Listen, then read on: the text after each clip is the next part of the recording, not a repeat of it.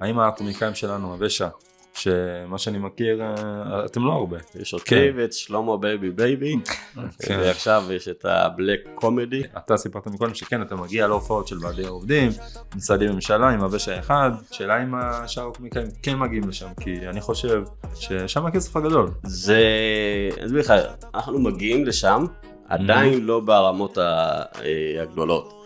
תמיד שחברה משקיעה תקציב מאוד גדול, אז היא רוצה להביא דמות שהיא מאוד מוכרת. הם הולכים בדרך כלל על סטנדאפיסט שהוא יותר מוכר, כמו אנחנו מביא 800 אנשים, אנחנו לא נביא עכשיו מישהו שהוא מוכר, אבל לא ברמה שכולם מזהים אותו. אנחנו, אתה יודע, ההתמודדות שלי ושל שלמה, זה בין ההבשה לבין לא ההבשה.